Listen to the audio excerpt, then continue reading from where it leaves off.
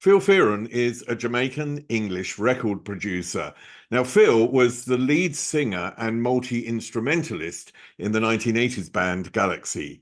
He became a Brit Funk pioneer in high tension, and he had his first chart hit with the band Candidate. And as Galaxy, he had a string of hits during the 1980s. Now, later, his production skills came in use when Phil set up his own studio and record company from his home, working with Pepsi and Shirlie on Heartache, and later he was the label behind the 1990s massive hit Let Me Be Your Fantasy from Baby D. Here's Phil Fearon. I knocked on every door imaginable and got turned away. Yeah, it's not bad, but go on, move on. Nothing bad, move on. In those days, Black artists, no matter what you did, relatively, I'm oversimplifying, but whatever you did always came under the banner of dance. You were pigeonholed from the very beginning. All of a sudden, we're bunched into a bunch of people that was opening the doors for British Black artists. And a load of bands since then would come and say, you inspired me, mate. And it's a lovely feeling. Here's a word you need for it, Steve. Troublemaker. because Don't go away. Now, just time to ask you to please subscribe and also check out all the memberships that I have. And maybe just join one because you like the podcast and you want to help. And yep, I do need some support. But please subscribe and please like this video. Okay, let's get on with the show. Here's Phil Fearon.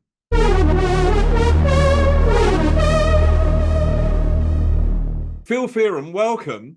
I want to start with your very early years because I think it was like the first 6 years of your life and you were brought up in Jamaica. And I just wondered if you have any distinct memories of that time.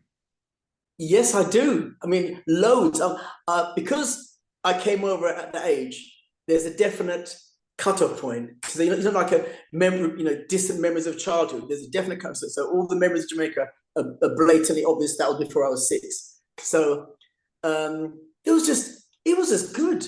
Obviously, we know nothing different. So all we know is, the parents, fantastic dinners, dances every Sunday because my grandfather owned a shop. And at the back there's a big yard. And very often there was dances, parties, and the sound systems, and we lived music. And I remember I was so caught up in music that I think my parents brought me a xylophone for Christmas once because I was always going to play music. And I was on it all the time, so much that my cousins and the other kids got very fed up with me. And there was big arguments. And I remember throwing a tantrum, a real fit, and I went to pull it all apart just as a protest of being so, everyone was a bit annoyed about it. So that's my first musical OTT memory, me ripping up my xylophone thinking, okay, guys, you made your point, no more playing it. So other than that, it was just innocence. It was fantastic. I loved it. In many ways, coming to England was good. It was an adventure. But the first few years, I didn't enjoy it. I wanted to go back home, It must have been really hard because, I'm sure there was a real sense of community in Jamaica, and you described it as music everywhere. Yes, and that ain't England. Do you know what I mean? That isn't England in that period. Yes. And so when you came over, and your parents would have been coming over for the promise of a better life, of coming over to work and earning money in a better life. And I just wondered what they really found when they came over. Well, my dad spent a lot of time in America. So he was in America, in England, and back to Jamaica. He was backwards and forwards quite a lot. So, he was familiar with how it ran over here. But when we came over, it's just, at that time, it was just my older brother, Paul, myself, and my younger brother, Dave, very young at that point.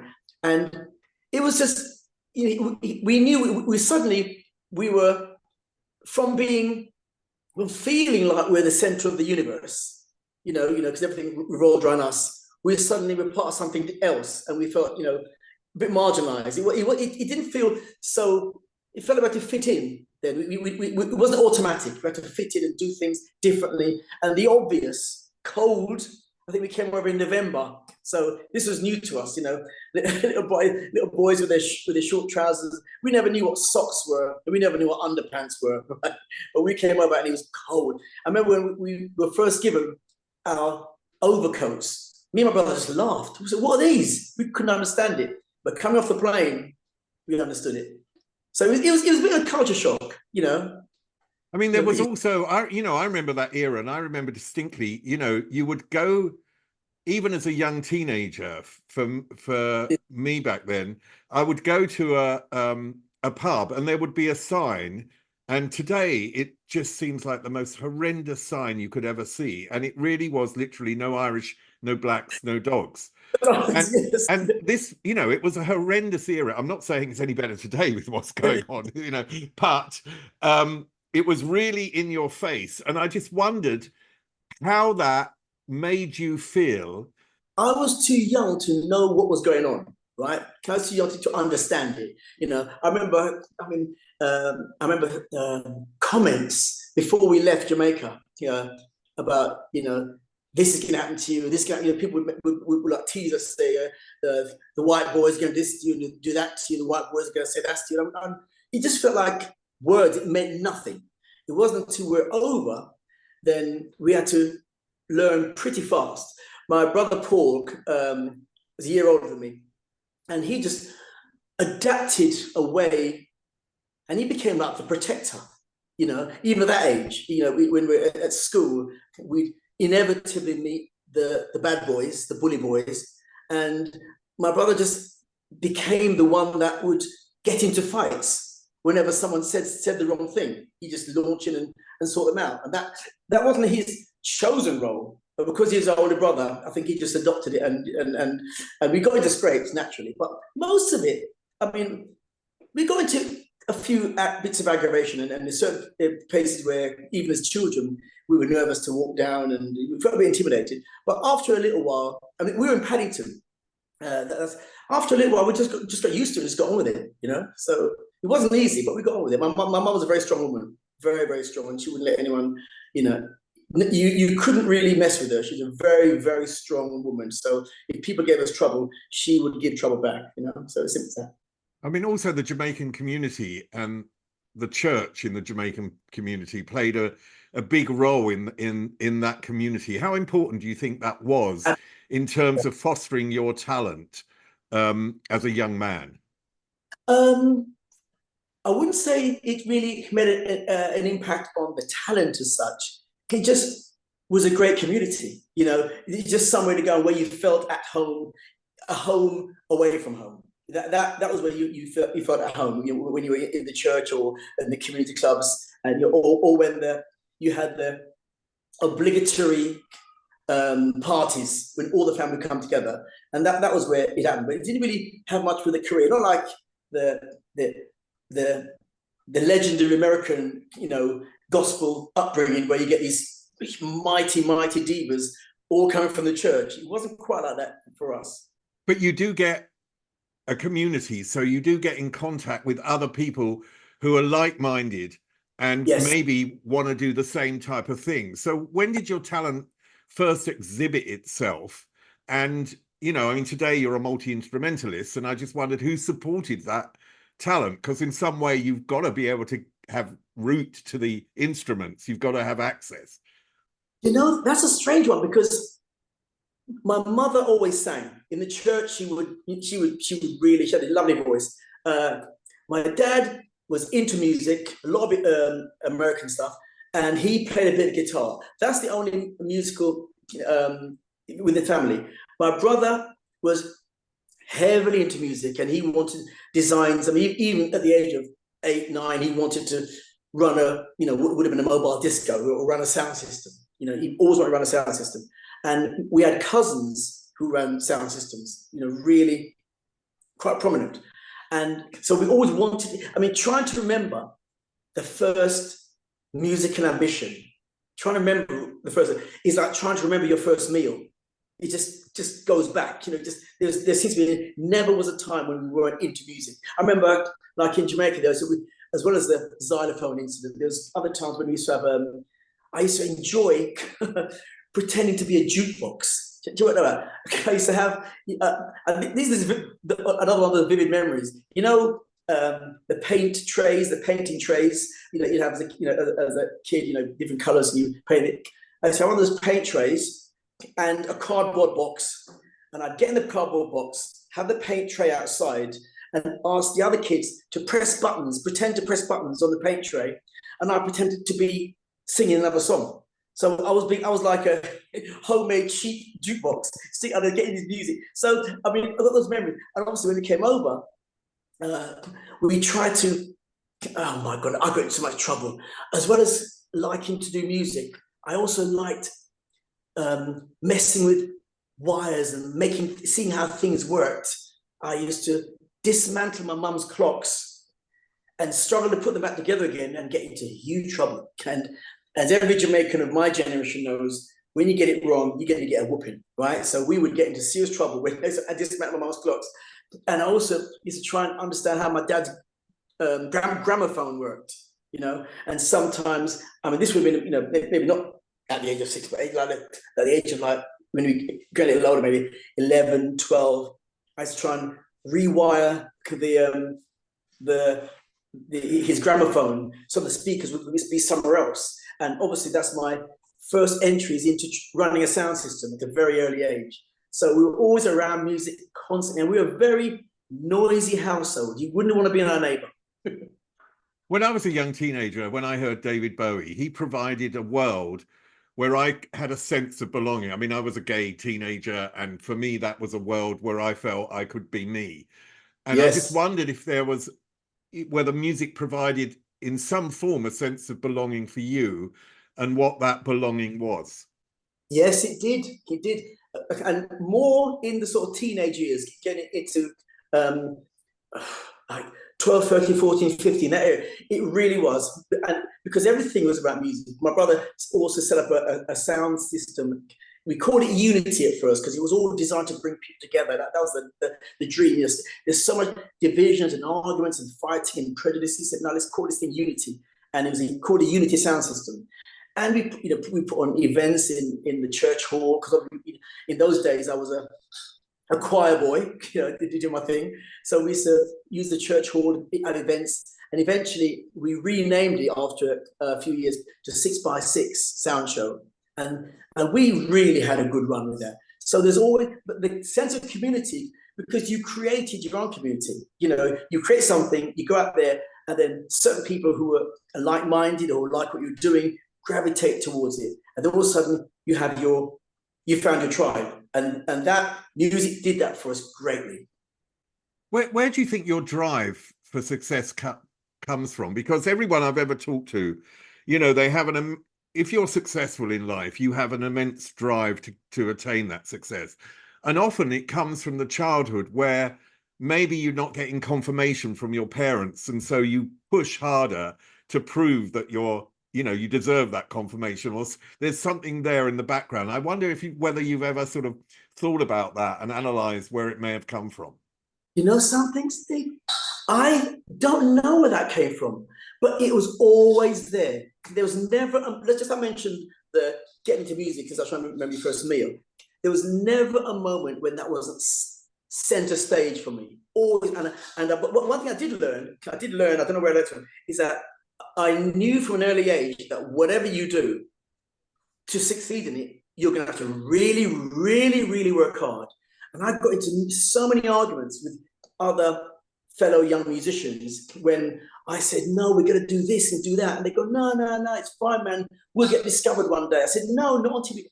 And I got into arguments with everybody. I mean, the very first band I was in, like a schoolboy band, I must have been about 16 or thereabouts, and we were making music. And I remember the thing that put me off these guys was when I said, we have to go out there and really push and knock on doors and look for opportunities. And they said, no, just practice. One day, and I said, you don't believe that one day Diana Ross is going to walk past our door and discover us, do you? And they said, yeah, something like that. And I said, nah, can't stay with you guys. And I moved on and I joined another band. And once again, they were good. This was when I joined the band that later became known as High Tension. So that was Hot Wax, wasn't it? Absolutely. Yeah. They were really good. And we were still basically a schoolboy band effectively, because we were fresh out of college. And they were really good. They were funky, they were hardworking. And the thing we had there, although the band was really good, they were very much on doing nothing but American covers. And I thought we need to also do our own stuff as well. And me and Dave Joseph, I mean, we used to get into so many wars because I said, no, let's try something original. And he said, no, let's do another cover. And eventually I thought, I really didn't want to leave the band because they were so good. And we had, there's two brothers in the band, Lloyd and Paul. They were Lloyd Phillips, Paul Phillips. They were just like became like brothers to me. They were so hardworking and great friends. So I didn't really want to leave, but I thought career-wise, I really want to do more writing, and this band isn't getting in the writing mode, and that's I left again and formed Candidate. I just met with some writing colleagues, some guys who loved writing. We sat there, listening to, great writers, like we listened to America and Bread and Stevie Wonder, the great writing gangs. And that's when I thought, this is my place. And I started really getting to writing, and I found a new tribe. That's really fascinating, because it does seem your story is littered with learning along the way. Do you know what I mean? It's like any band you've been in, there's a process where you've gone up a level and then gone up another level. And in a sense, you proved yourself right because you became very successful. But obviously, it's sort of an emotionally charged atmosphere if you're in a band and you're I need a better word for this, but you're like the troublemaker in the eyes of the others. Here's a word you need for it, Steve. Troublemaker. because I was. The thing is, I'm not generally argumentative. I don't really, I'm not that way. But when I get a beam up on it, and even with the Candidate, we had success, and once again we got into wars because once again I was saying, if we're going to progress, we're going to have to do this and do that. And once again, I got into arguments with some of the guys because they're saying, because our manager called Dave Walker, who was our manager at that point, he running a company called Handle Artists, which is really good for us at the time. And I was saying, we need to do this, we need to do more. Obviously, I was mindful, I don't know why, I was mindful that as a black outfit in the UK, we need to work harder than everyone else because we're going to meet up with a lot of pressures, and we did, right? And so we need to go the extra mile. And they were saying, no, we don't need to go the extra mile because Dave will do it for us. And once again, I was a troublemaker saying this is not good. And this is why, although we had some success with Candidate, once again, this was the same exact repeat reason why I walked away from Candidate, because they were saying, we don't need to do any more. It's all we done for it. I said, no, we need to do more. So that's why I said, no, I'm going to go and do my own thing. And once again, because I remember once my dad said to me, he said, when we were sort of struggling, trying to get noticed, he said, when are you going to get a serious job? Because your exam results won't last forever. And I said to him, I'm either going to make it in the music business or become a tramp. There was no middle ground. And I meant it because I knew this is the only thing I would be happy doing, tramp or success. So that kind of motivation, you constantly, I got into fights with my brother, who was so helpful, because often I'd say, we're going to do some music. And he said, no, let's watch this movie. There's a blockbuster coming out. I said, they've made their money, they've made their careers. I don't want to go and add more to their careers. I want my own career. So I was definitely the constant pushing, because I had to get to this place where I can do my dream job. I knew I'd never be satisfied doing a normal, regular day job. I just would never satisfy me. So so effectively, I had the advantage of 3 people working for me, and they were all me, 24/7, round the clock. Had to get this thing through. Even building a studio was quite happy, because back in those days, remember, having a home studio, in late 70s, early 80s was impossible. You don't have home studios. You book proper studios. I knew that, and the only way I used to make my demos were to, find a local engineer, chat them up a little bit and say, look, what's happening at 2 o'clock in the morning in your studio? When they say nothing, say, I'll pay a bit of cash. Can I come in with my band and do some recordings? And that's how you'd make records. There's no other way of doing it. Nowadays it's a different world, but that's the only way. So you take like 3-4 months to make one record. You're going in an hour here, an hour there, but resource. That's commitment. But just going back to Candidate, because you worked with Mickey Most, didn't you? And I just wonder, I mean, he was one of the gurus of the 70s, and everything he touched turned to gold, essentially. And but I can imagine that in your position in the band, Mickey Most is the one with experience, and he's the one in the end that is probably making all the decisions, or the important decisions. Yeah, absolutely. So I wondered what you learned from him and what you took from him for the future. With Mickey, what happened was my manager, Dave, put us in touch with Mickey. He got us the deal. And it was basically, Rack Records was a very slick, very well-oiled machine. Mickey had great engineers, fantastic, really plush people studios. Everything he touched turned to gold. It was a well-oiled machine.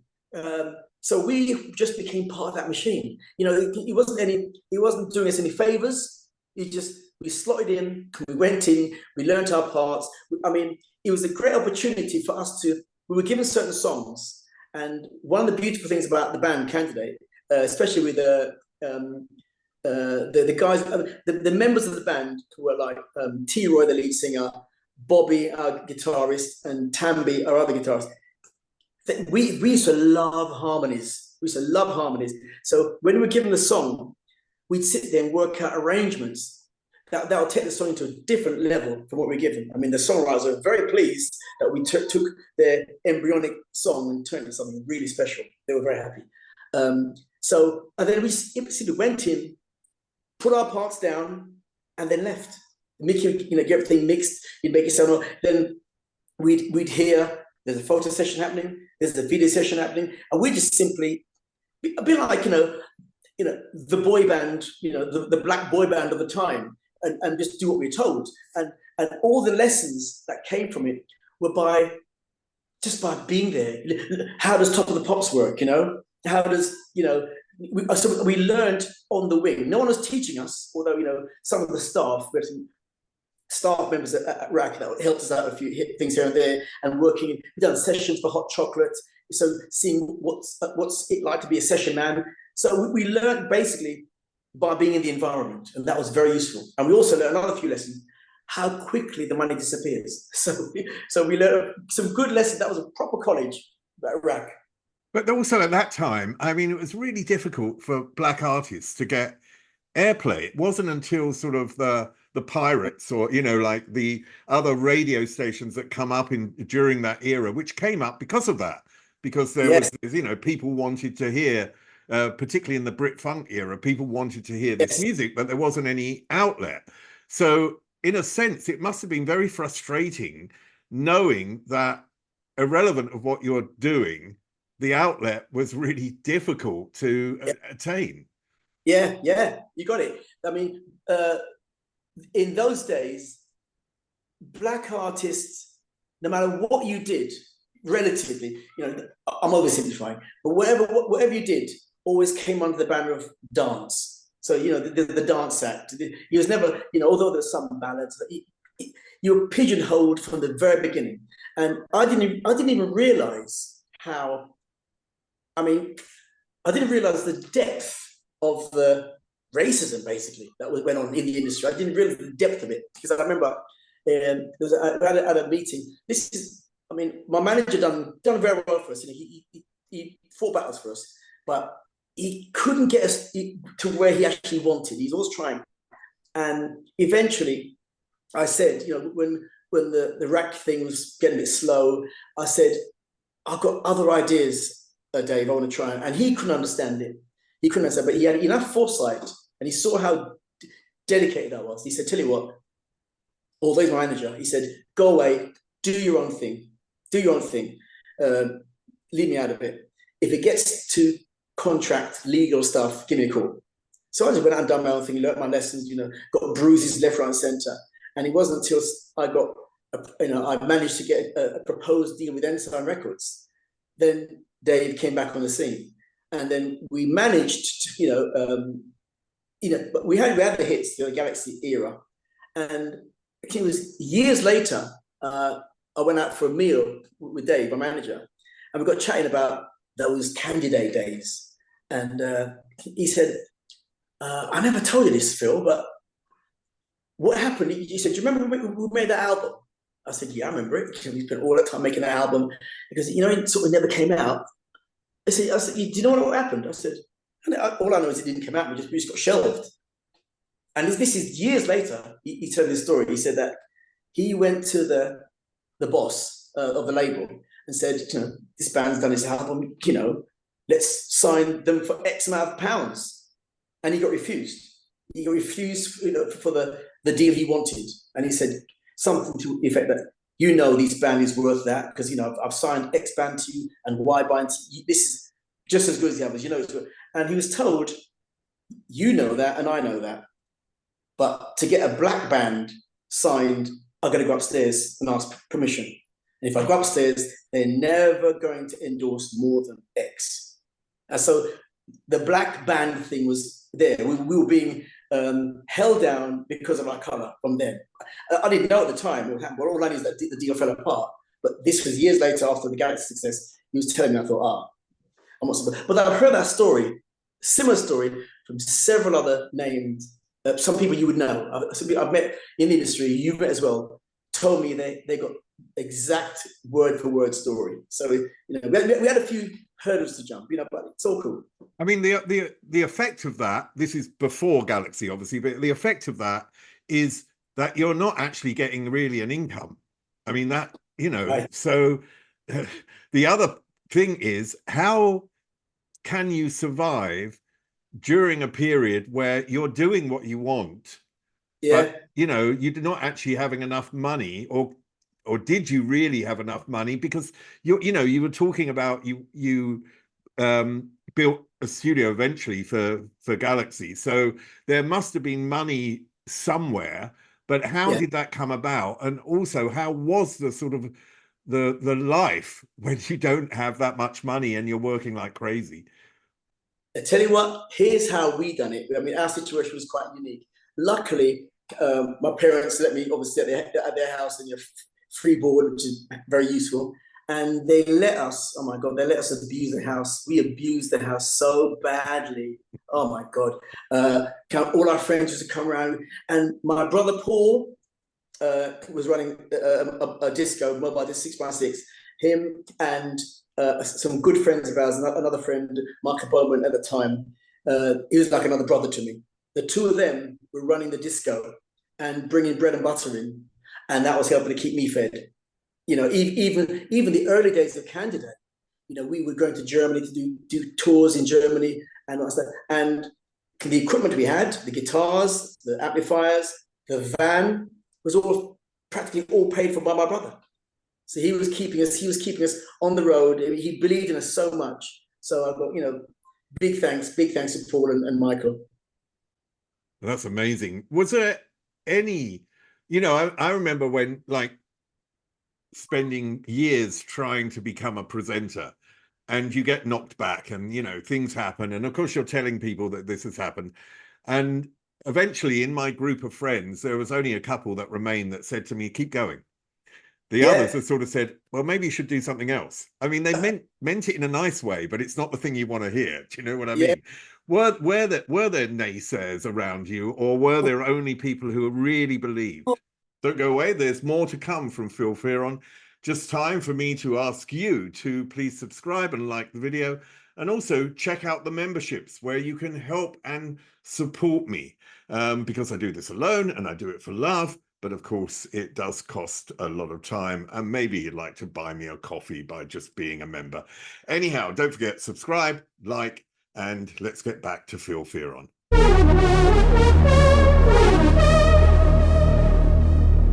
were there naysayers around you, or were there only people who really believed?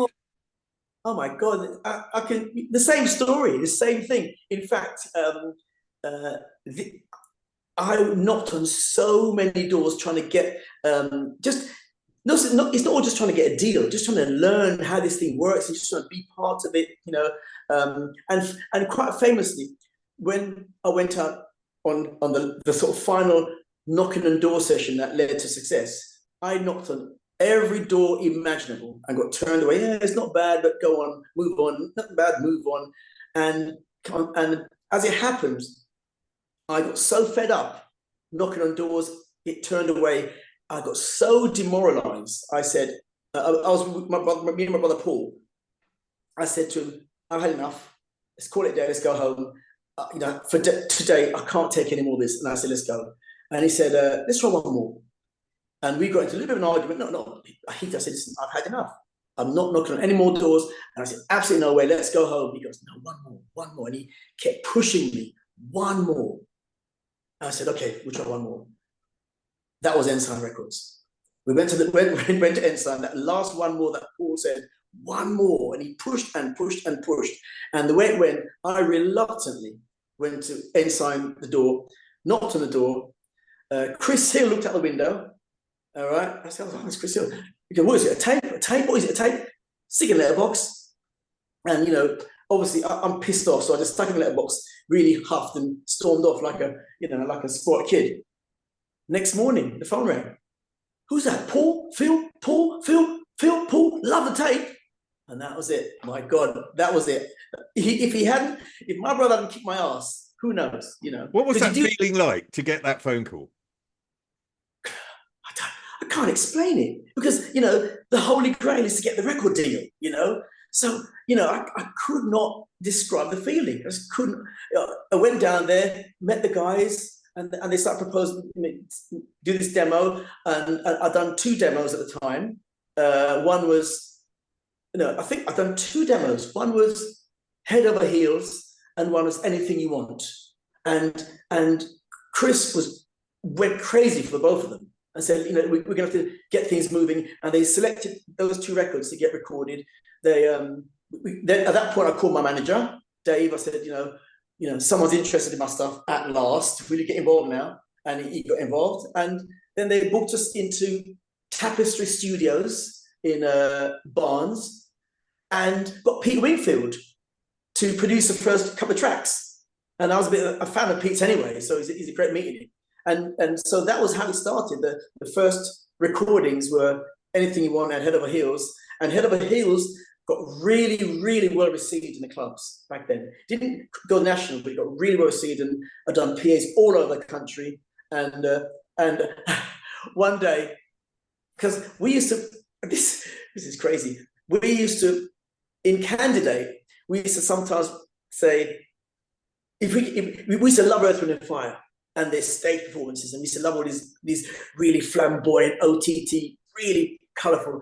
And we said, what we'll do is we threw around going on stage, you know, on a skateboard or something, you know, levitation, all these kind of things we were trying to, and I thought, I started practicing gymnastics, you know. I thought, wouldn't it be nice if we'd done sort of something a bit OTT, like on stage. I mean, it was designed for stage. And I practiced, believe it or not, I practiced doing a somersault whilst playing the guitar. Check that one out. Somersault while playing guitar. I thought, oh my God, what a great gimmick that would be.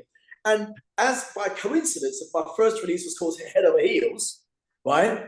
And I'd done a PA at the Lyceum.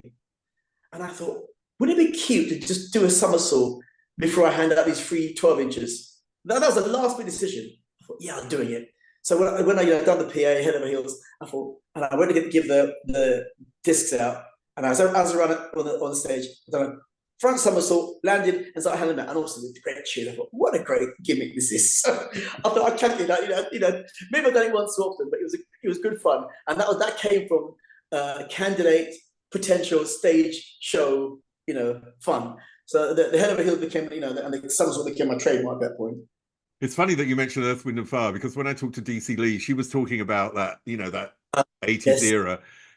and how all the bands that came of that Brit Funk era were inspired by Joe Sample, and so you know the Earth, Wind and Fire connection, of course, Yes. And that when she used to go to gigs, and probably she went to your gigs as well, but when she would go to gigs, she said that these were the first gigs that were a mirror to the experience of the Black community in the UK, and they were the sense of belonging. So what's interesting is that you come up, you know, you come to Britain with your parents when you're very young. You have the experience of another culture where, in a sense, you're not fully included. I hope I'm saying this in the right way. You're not fully included. And then you become the sort of light for the other people. Do you know what I mean? And that, so I just wondered that, did you understand that at the time? The importance of what you were doing? No way. No way whatsoever. I'll tell you when the importance came to light. I mean, the sun's moving across the window. Yeah? Can you still see? Maybe the shade is getting... No, it's still see. It's a little bit of a shade. It's fine. No, that's fine. Yeah, good. And I tell you when it dawned on me that I think I read... It's when I read a report about, you know, Black music in the UK, and then I kept noticing... I mean, a few DJs, people like Norman J, a few DJs would comment and say, you know, what you did back in the day really made a difference, you know. Oh, that's nice of you. Then someone else would say something. I didn't really realise until I read an article somewhere, and it went on to, and it was something like the pioneers, and I was suddenly being included in the pioneers of British funk. I thought Brit Funk and Brit, you know, soul pop, whatever. And they kept mentioning High Tension and Candidate and Galaxy and certain different genres. And so I mentioned Misha Paris. And all of a sudden, we're bunched into a bunch of people that was opening doors for British Black artists. And a load of bands since then would come and say, "You inspired me, mate." And it's a lovely feeling. You know, because obviously you look to the Stevie Wonders and the James Browns that inspired you. And then someone comes on and says that you inspired me. It is really, really heartwarming. I think it's even more than that, because it's like, not only was it a real change for anybody who was Black in the country and this mirroring of their experience, it also quickly became an integrated thing, because the communities, you know, different communities really loved that type of music. And it was another movement of getting together, in a sense, wasn't it? It really was. It really, like I said, but in your early question, did I realize at the time? No, it's much, much later on. You look back and you get the significance. Yeah. When you formed Galaxy, in a sense, it was it was your band, wasn't it? It was really you. It's a little bit, I'll tell you something, the Galaxy thing was a little bit me trying to play the industry, because having my college, my university was Candidate in those days, when I really sort of see how the business, and I saw how crooked and the nasty side of it. I saw the lovely side, but I saw the dirty side of it as well. And the whole Galaxy experience, when I played the demo to Ensign, I said to them, I was not looking to be the artist at all. I mean, I wanted, here's the game I was going to play. I wanted initially to get 4 pretty white boys to be the band, and I was going to be behind the scenes pulling the strings, so that I'm playing the game, so that I can write the songs I want to write, get them out there, and not meet this race barrier, and people would hear the songs if they like it. And a bit like what the Americans had to do when they had to put a white face on the sleeve so they could get the airplay. So I was going to play that game. And when I told the company, they said, no, that's not the way it's going to go. They said, who's on the demo? I said, well, that's me on the demo. They said, well, you're the artist then. And so that threw me a bit, because that was my initial plan. So I said, we decided to make it anonymous. That's why the first release was Galaxy. And I was going to stay out the limelight. I didn't want to be really a front man, to be honest. But then people would ask questions, who is Galaxy? What is it? And people want to know more. So we shifted plan, and it became Galaxy and Phil Fearon, or Phil Fearon and Galaxy. But initially, I wanted to stay anonymous, you know? Yeah, I mean, it's amazing, because it was, you know, you already mentioned a couple of tracks, the Head Over Heels, and I forgot the other one that you mentioned, but you mentioned Head Over Heels, and Dancing Tight came a bit later. And that was the track that allowed you to refurbish your studio and allowed you to do a different deal with the record company. What was the deal with the record company before, and what were the changes that you could make? Well, the thing is, the details of which are a bit difficult to explain, because the royalty rate wasn't great, and I couldn't. They didn't really allow me a lot of negotiating room, and at the time I was just happy to get music out, and my manager, increased the deal wherever he can, but it wasn't a great deal. It was not a good deal at all, but it was enough for me, right? And the change with what happened with Dancing Tight was not so much a musical thing. Well, it was a bit structural, because in those days the first recordings were done, I mentioned, at Tapestry with Pete Wingfield, and when I wrote Dancing Tight, I remember I had my home studio. The home studio was all the demos were done in. And I knew that was going to be key to build a home studio up, because that way you can record and make mistakes all day long and not have to watch the clock and see you going over time.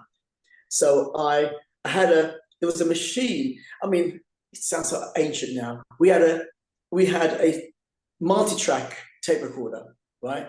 And to buy a multi-track tape recorder back in those days, you needed like £30,000. It was just impossible. But I discovered, after talking to engineers and blagging and beg, steal and borrowing, someone mentioned to me something which I've never heard of. And these are still the days I was sneaking to studios to make demos, because obviously I didn't have any money. This was still pretty skint. And someone said, "What you want is a Cady machine."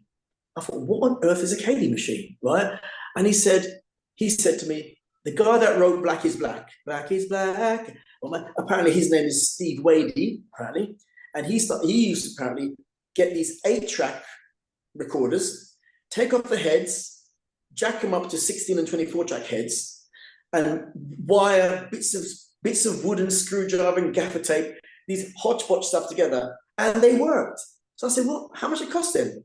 About £3,000. I thought, no.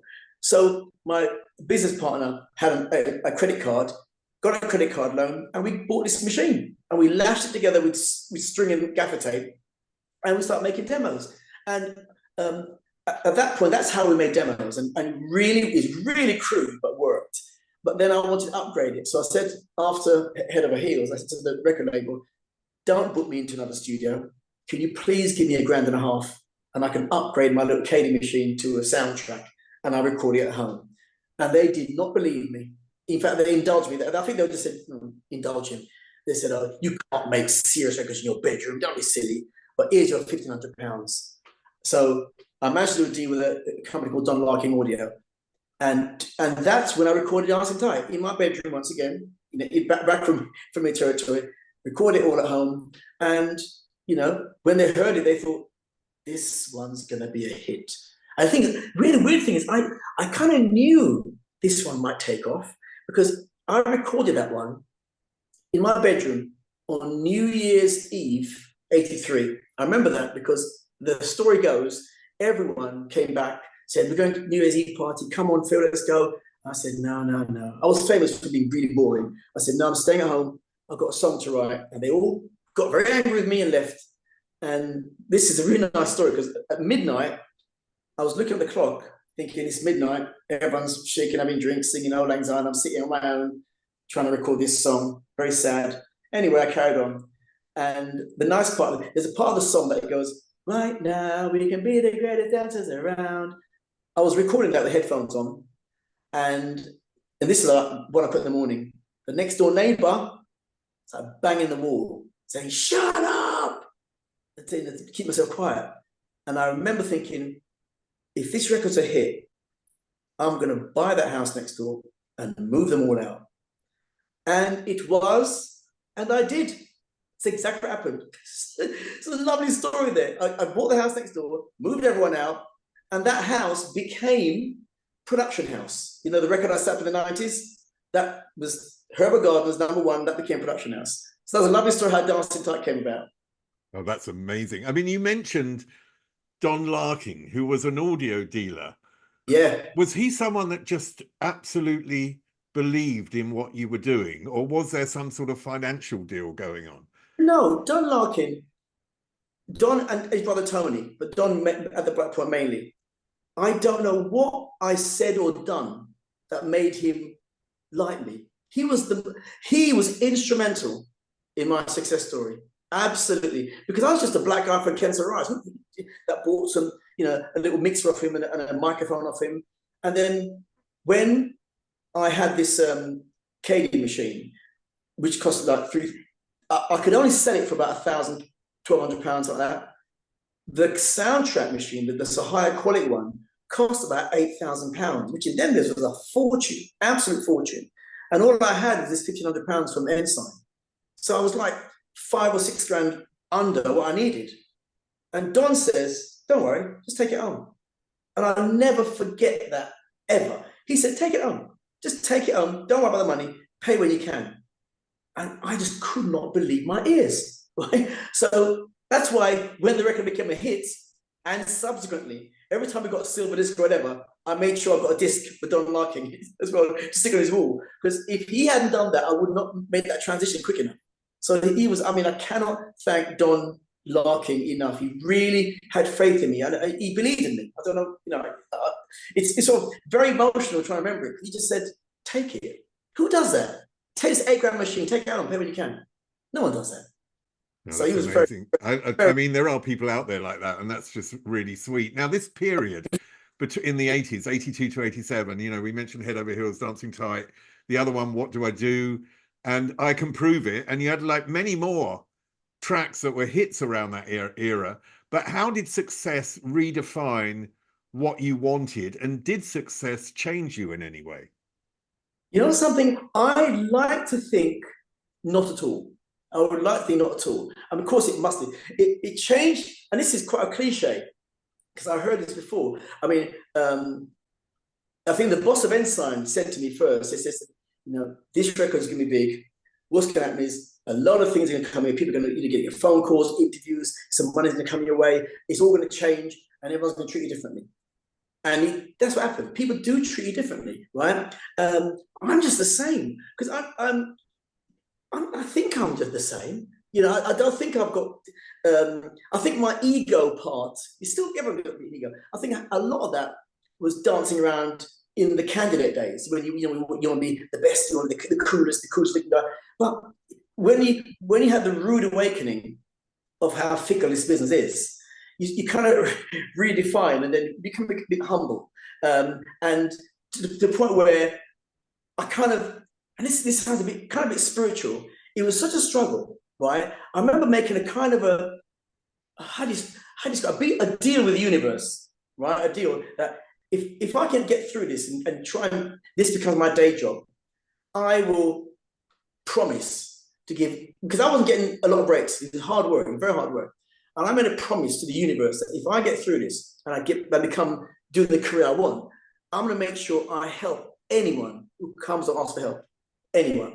And I stuck to that to this day, and I've never deviated from it. I mean, especially during the production house, I just get phone calls every 5 minutes. Give me a tip here. You can have some cheap studio time. No problem. Come on in and have cheap. Because also that was done for me. People like Eddie Grant let me in his studio, but very cheap in the early days. He just said use it at discount prices. So I made sure when people came struggling, I said, here's the studio for a night. Take it. You want some advice? I was trying to be as good as my word. So that may be the change. Whether I became a more modest or become a bit of a Mr. Helpful, that did change because the success made me have to keep my promise to the universe. Anyone that needs help will get it. And I'm quite proud to say I stuck with that most of the time. Before we come to the production house, when you buy the neighbour's house and you refurbish it and that becomes your production house, you also worked with Stock Aitken and Waterman. And yes. I just wondered because, I mean, it's the cliche, they were the hit factory in that period and they had masses and masses of hits. They seem to understand really completely what worked, what commercially worked. and also completely, it seemed to, didn't know them personally, but understand the business side of what was going on. So how was it for you working with them, and what did you learn from them? Well, I'll tell you something that I think, okay, they had a factory, it was a hit factory, and it was that factory. And I used to talk to people about the industry, and I say, someone like Pete Waterman in that game, if you took everything away from them, took all the success, all the money, made them paupers and start from scratch, they would have success all over again because they knew the ropes. Whereas a lot of artists, you take it away from them, they can't come back because they don't know the ropes. They were very, very, very clever. And with I Can Prove It, with Stockade and Waterman, they got involved with me with I Can Prove It initially. And most of the product, because Ensign wanted me to do a cover of the Tony Torre hit. I wasn't sure about it. I wasn't sure if it was for me. So what happened is my younger brother, had a band who done some work with Ensign. He and his crowd got together and put the track together initially because I wasn't really feeling it. And then Ensign thought maybe it's not quite right for get involved and do it differently. So I changed it around, and they said it's still not right. Let's go to Stock Aitken Waterman. We brought it, and Mike Stock is a genius, absolute genius. He worked on it. He done a few small tweaks here and there. Put some little colours in that I should have done. I should have known better. He put some beautiful colours in, and he got me to redo the vocal, and he just made it 10 times more commercial than when I done it. Just by adding the right colours in the right place. So all I can say is, well done. Did he have a specific way of thinking then when he heard a track, and then or could he just identify what was missing? Did you learn from that? He wanted to re-vocal in a more distinctive style, because maybe that was a bit too maybe a little bit more nothing. It wasn't as distinctive. And he said he wanted it redone. And in fact, we done it in the studio. I've done it again and again. And at the very tail end, I sort of perform it a little differently. And he goes, oh, that style. Back to the beginning, let's start again. Doing it that style. So he know what he wanted. And then, but musically, he put in just the right colours to make it a little prettier than when I done it. Even the beginning. I mean, simple, like the very beginning, ding, ding, ding, ding, ding. I didn't think of that. I thought, why didn't I think of that? I'm a colours man. But they done a really great with them, a fantastic job of it. And then they went back in to do another one with me, Ain't Nothing But House Party, which wasn't so big in the UK. It was really well accepted in places like South Africa and a few other territories. But that was the last we've done with them. Just the two main ones. So when you set up Production House Records, the period of Galaxy had sort of run its course, which was a long time, and all bands, seem to have a high point. And then you redefined yourself really at that point. So why did you come to this redefinition? And was it to not be so closely associated to what you had just done? Well, what I tell you, what happened was Ensign signed all their stuff to Chrysalis, and as what happens with many bands, I've discovered this happens quite a lot. The new label, they tend to want to work on the artists they've signed, not the ones they've inherited from another label, and that's how it tends to go apparently with a lot of people. And I was basically, they've inherited me from a label. So nobody was interested in working on my stuff. And my manager got a little bit annoyed and said, look, Phil, Phil's now part of Chrysalis. When are you going to put a new tune out? He's got all these tracks waiting there to be put out. And they said, well, in time. They basically gave it no time. So about a year, I was there signed to, effectively Chrysalis, and nothing was happening. They weren't listening, they weren't talking. And my manager was getting very irate and said, right, you either release his music or let him go. And they just spent months and months and months. And during the months, while they were deciding whether they keep me or let me go, I was getting more irate. And I was working with a bunch of young musicians in the studio, because I was doing that thing I said I'd do, open a studio to people, friends and family, people coming to our studio. And we started putting out our own stuff. We started making records, and we said, tell you what, let's do our own label. Let's not depend. Let's find our own label. Got a bit of money in the bank, let's start our own label. And that's how Production House started. And we put our records, and there's a guy I know called Cleveland Anderson, who's like promoter, very, very well known in the industry. He started working with us, and he said, "Tell you what, let's do this label, Phil, but let's do more. Let's do our own distribution." I thought, what? So we set up our own distribution, and had the record shops not stopped us our records, we just set up our own record shops. We were fiercely independent, and even as an independent label with our own distribution, we were getting really big numbers. You know, even when we done the Baby D record initially, that was basically our 2 vans on the street. We had 2 cars on the streets 24/7, and it stayed in the bottom end of the charts for like 2 years. It just wouldn't move before FFRR Systematic said, "Can we sign this record?" And the deal we had with them was, not really. If you can guarantee it's going to be bigger than we're doing now, if not, we get back the rights. And they said, "Fair enough, your deal. If we can't make it huge, you get the rights back." And they made it huge. So it worked out cool. But it was basically a means to an end. I had to set up my own label because the label, Red Chrysalis, was basically just sitting on my career, not allowing me to do anything. I want to come to the Baby D track in a little while, but one of the things that had happened to you, which I think is really fascinating, is you'd been like someone who had to learn along the way from these big monoliths of record companies, and then you became the record company. And I just wondered, did you treat people differently now you were in that position because you'd been an artist in the other position? Absolutely, 100%. 100%. The Production House Records was, you've actually nailed it. Production House Records was designed around the artist's dream. It was designed around the artist's dream. And many would say I was a bit overgenerous, but to me, I'm glad I was. Production House, had you been an artist in Production House days, you'd have loved us because we embraced you. We didn't sign you with any big money because we didn't have that kind of money.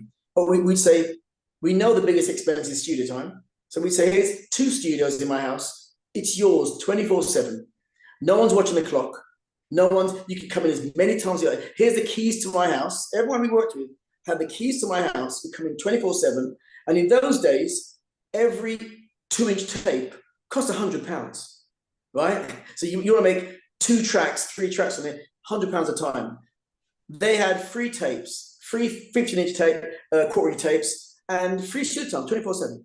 And the guys come in rotating, and there was no cost. The only cost they would pay is if the records went out on my label or any other label, and the records started to make some money, then I'd recoup.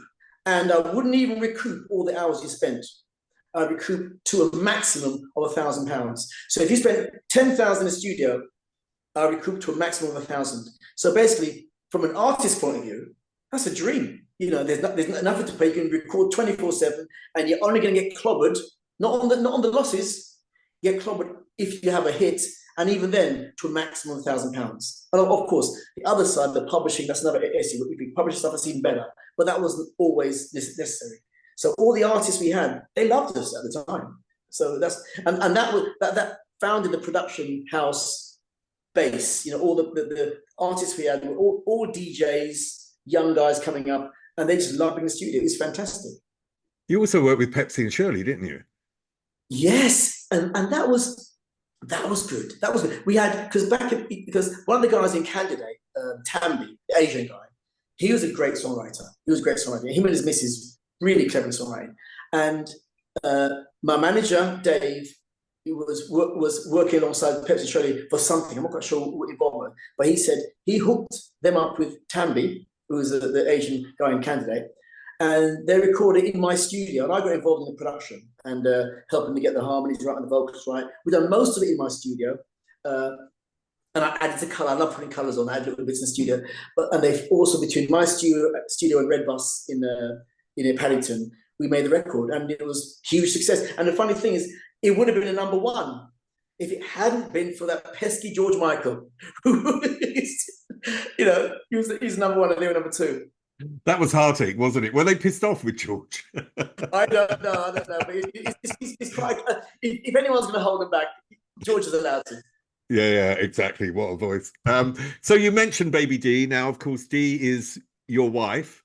Yes. Today, I don't know when the relationship started and whether that you were involved with her before working with her, but the music that you were producing had sort of developed from this sort of smooth disco sound, and then there was jungle bass, drums and bass, and it had changed.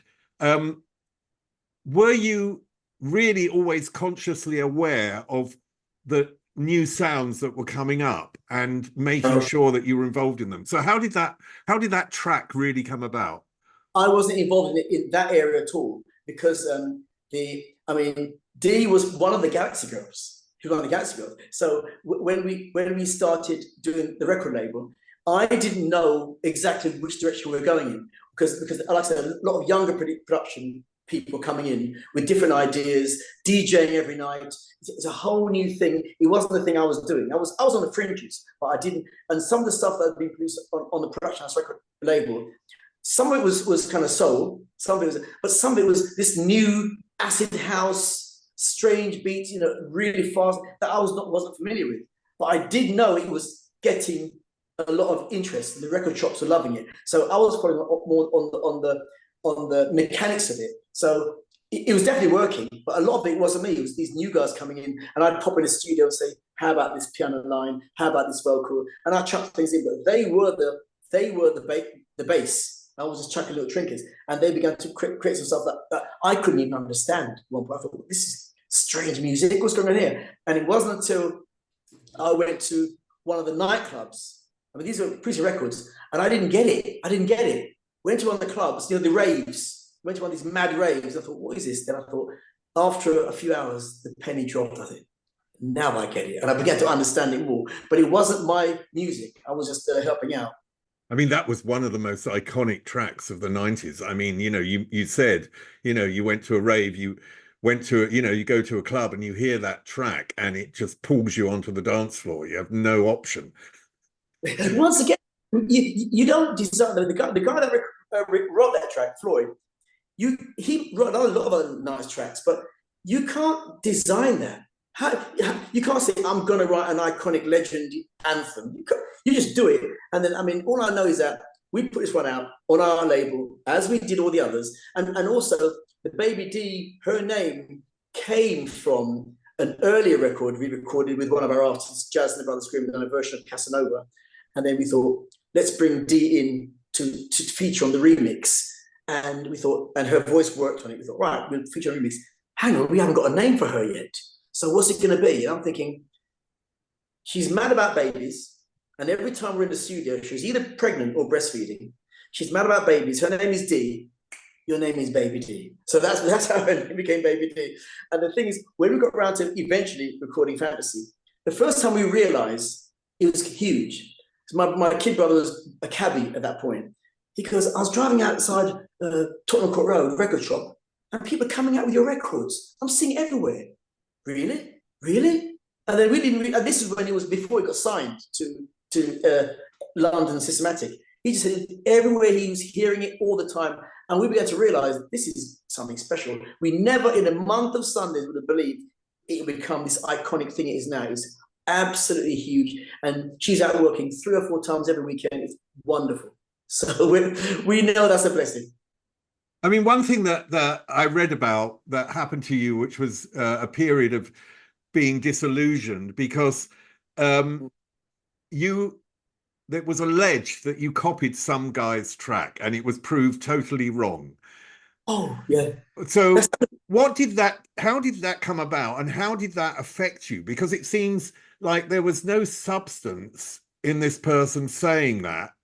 But yeah, it did affect you in a lot of different ways. Well, we've been accused. I remember my manager saying years ago, where there's a hit, there's a writ. And I thought, oh, that's a very cute rhyme, and is that real? And I started to experience that kind of thing early on, even before the Production House stuff.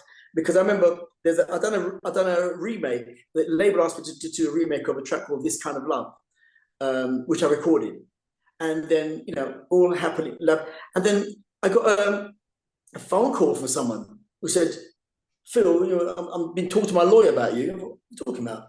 You ripped me off. I thought, "What are you talking about?" And he came around to my house, full of accusations. We sat in the car. I said, "Which track have I ripped you off?" And he went through them one by one. I played Dancing Tight. Is that it? He goes, "No." "What do I do?" "Is that it?" "No." It was laughing. "No." I kept playing it. And eventually I got to This Kind of Love. He goes, "There you are. That's my track." I said, "That's not your track. It's not even my track." I said, "It's the cover of an American band. So you want to take me to court? Go ahead." I thought, what a joke. So that's the first accusation I've had of ripping someone off. And then within production house, we got another. It happened again. Another track, not even my track. It was So Pure, written by a guy called Terry Jones, fantastic producer. We got told that this was a ripoff of a guy called Graham Bloy, his name was. I thought, that's nonsense. We've never ripped anyone off. And he said he wrote this track, strange enough, after So Pure was released. So clearly he would have ripped us off. But we were told by our lawyer, it froze our royalties. We couldn't take it, we could get it. So our lawyer even suggested maybe we should pay him off. And Terry, the guy who wrote it, absolutely no way in a mother's son, there's no way. So we fought this thing for a long time. Eventually, this guy who was accusing us of robbery came out with, he's been really very badly sick and needs some money. Can we help him out? I thought, is that why you're taking us to court? Eventually, it fell apart and he left. So he messed with our royalties, but eventually ran away saying that, okay, there's no case. And we've had several court cases that came to nothing.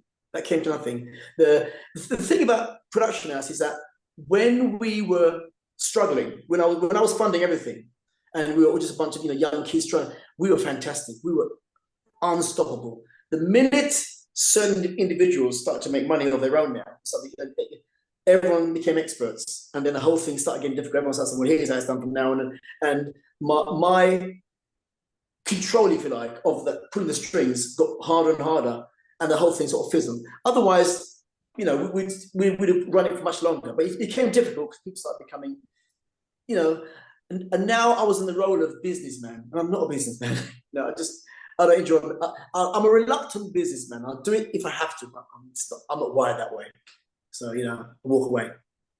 I mean, today you're still producing. We're in the legacy era. So, a band like Galaxy is really going to work today as well. Do you know what I mean? There are, and you mentioned, of course, your wife, Baby D, going out and doing PAs and so on and so forth. So where do you see yourself today? What are you working on, and how do you see your future? Something, I was working with a bunch of guys who's doing sort of soul, a very beautiful productions. The thing is, one of the guys, David, I just lost, he passed away recently, but he was the most fantastic producer.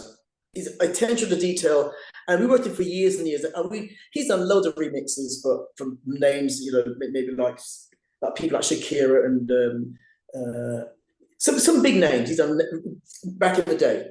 So he's done remixes for people. So he's fairly well known on the street. But we were doing productions for years, putting some out every now and then, nothing of any consequence. About 3 years ago, we would put out a couple of tracks, and they became very well received in the soul circles. Went to #1 in the soul charts, and so it was nice, but it was nothing huge, no massive releases, nothing big. And the thing is, there hasn't really been much time to dedicate to studio work, because generally the misses, and I'm doing shows. I've been doing support for Shalimar on some of their shows, which has been fantastic. I opened for Alexander in about 6 weeks ago on his opening farewell tour. So I've been doing shows, and at the moment, we've got four kids of our own, and now 5 grandkids, including twin girls, 2 years old. They are gorgeous, but they're really hard work. So even so, although our weekends are really busy, we're all over the place. I mean, all over the place weekends. In the weekdays where we normally try and catch up with ourselves, they dump the grandkids on us. So there's no real free time to be as creative as I'd like to be. So much of that is just, we're doing it, in the gaps, but nothing of any consequence. Wait a few years, you'll be getting them into the studio. Oh, yes, please. Absolutely. You've got Listen, it. I've got one more question at the end, because I know in the 70s, Glenn Matlock said to you, do you want to be in the Sex Pistols? I mean, it's the most bizarre thing, to have said to you in a way. What would have happened to you if you joined the Sex Pistols? Where would you be today? I just would not have fit in. I cannot imagine how that would have worked. Even my wildest imaginations, I cannot think of where I would have gone, how would it worked, would I have been accepted, would I have been thrown out, would I have been just, a tearaway. The thing is, that is such a, like you said, such a bizarre story. I was having an interview with the Three Counties Radio a little while back, and we talked about everything, having a really great chat, and that topic came in, the what did you do, before Candidate or whatever, before Galaxy and everything. And I sort of mentioned, you never believe it, I could have been a Sex Pistol. He goes, back up, wait a minute, back up. And the whole interview changed. And the funny thing is, a couple weeks later, he was interviewing Glenn. And he said again, I had Phil Fearon here recently. Is it true? And then Glenn started telling the story about, because we were at school together. And started mentioning, how we met and the whole story. So it's a really bizarre but nice tale. I haven't seen Glenn for years. I'd love to meet up with him again. Oh, brilliant. I really can't even imagine what a track of the Sex Pistols would have been like if you were in the Sex Pistols. It would have been a really interesting mix, I think. Anyhow, Phil Fearon, it's been brilliant to talk to you, and I'm so happy that you're still doing stuff and you're still motivated and moving forward. And I really want to thank you, because not only for the work you did with your production house in the 90s, but really for Galaxy, because it was such a great period of music, and you really contributed so much to the culture in Britain, and I want to thank you for that. So Phil Fearon, thank you so much. Thank you, Steve. Thank you very much. Up there is an interview I recommend. Down there is where you can find all the podcast interviews, and here is where you can connect.